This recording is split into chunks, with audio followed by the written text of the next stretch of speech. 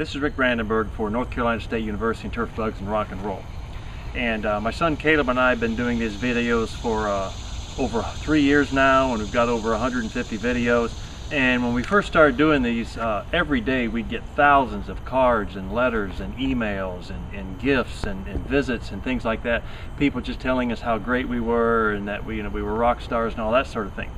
But after about 3 years, people have started saying, Rick, it seems like you're starting to repeat yourself. Don't you have anything new? Don't you have anything original? And today we've got something new and original. I think you're really going to like this. And we're going to start with fashion design.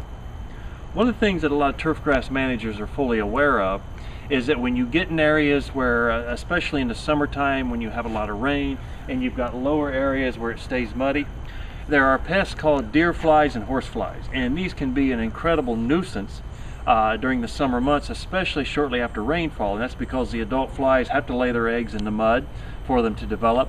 So when you get real rainy summers, deer fly and horse fly can be very abundant. And I know most all of you are familiar with deer flies, the small, usually yellowish and sometimes grayish and black flies that really are aggressive and they attack you.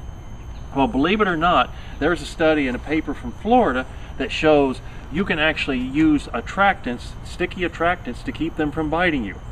And one of the studies, and I will put a link on Turf Bugs and Rock and Roll in a few days so you can actually look at it and you'll understand that I'm not making this stuff up.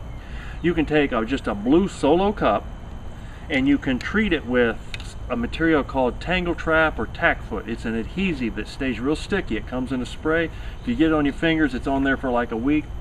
But you can actually take this and you can mount these cups on like a small pole or a post, and you can mount them on your mowers and your equipment. And as long as you're moving, the deer fly will be attracted to that cup and they'll get stuck in it, and they will not bite you.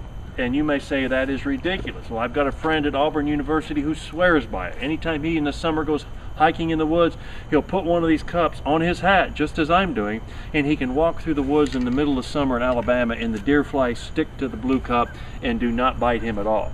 So it sounds kind of gimmicky, and probably is way too gimmicky for the vast majority of you, but if you have areas where your workers really get attacked by deer fly, this is something you can think about actually mounting on the equipment on a small pole or post, and as long as that equipment is moving, they will actually go to the cup and get stuck on it rather than biting your workers and making life miserable.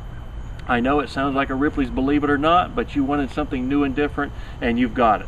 And as I say, in the next day or two, I'll put a link to the article so you can actually look it up, and if you choose to use it, I think you'll have good success with it. Hope that helps. Look forward to seeing you again next time.